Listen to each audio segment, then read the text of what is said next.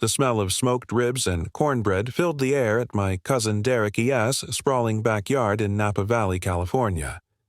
It was our first family reunion since Uncle Ray, my mom's brother and the heart of our family, passed away 2 months ago.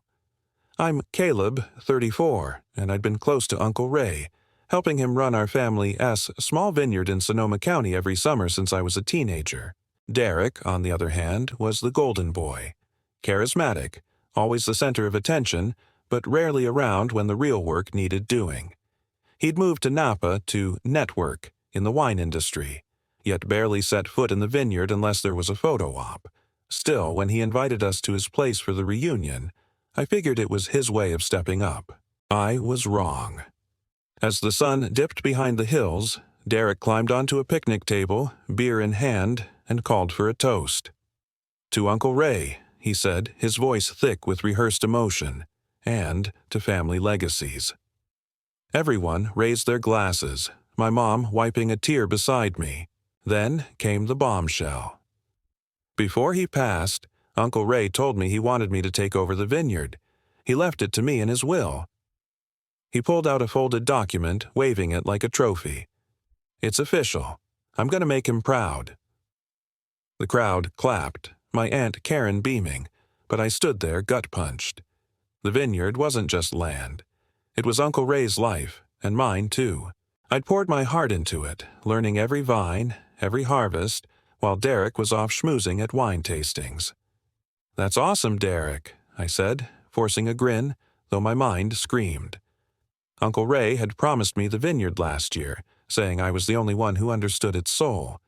He'd even shown me a draft of his will, naming me as the heir. Derek's announcement didn't add up. I excused myself, muttering about needing a refill, and caught my sister Ellie's worried glance. "You okay, Caleb?" she whispered. I nodded, but my hands were shaking. Something was off. Derek's smug grin, the way he avoided my eyes.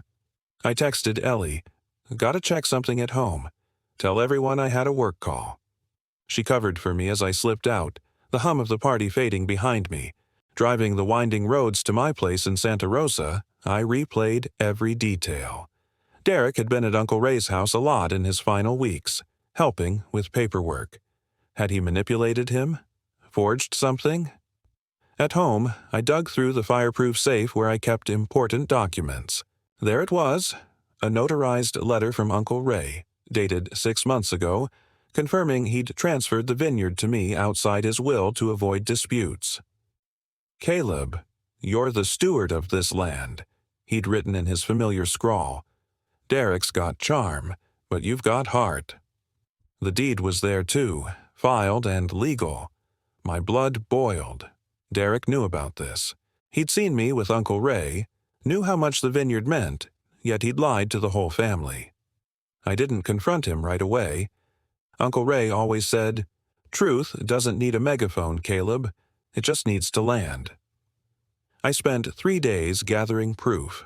I called Uncle Ray's lawyer, Ms. Linda Carter, who confirmed the vineyard was mine, not part of the estate. She hadn't seen Derek's document but suspected foul play when I described it. I also found an email Derek sent himself from Uncle Ray's account, using a password he de-guessed, attaching a fake will he de-drafted. The signature was a clumsy imitation of Uncle Ray's looping cursive. 3 days later, I returned to Derek's house for a family follow-up dinner. Just immediate family this time. My parents, Aunt Karen, Ellie, and Derek's fiancée, Sophie.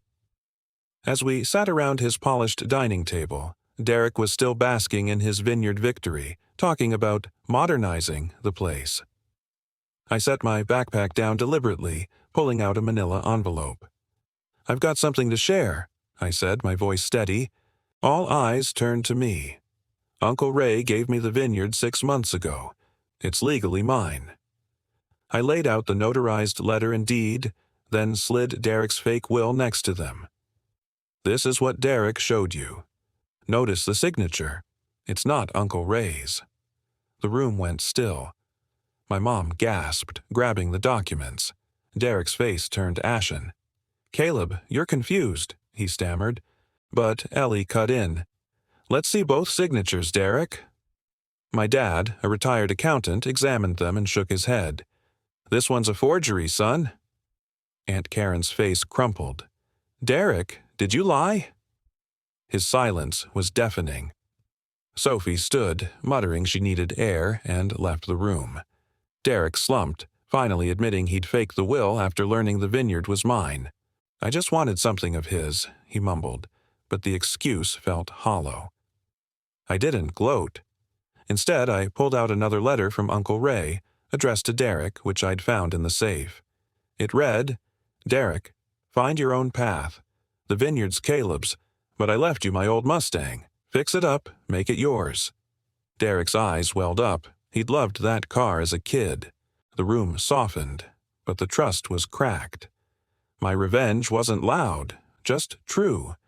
The vineyard stayed mine, and Derek's lie cost him Sophie and the family's respect. Uncle Ray's wisdom lingered. The truth always lands hardest.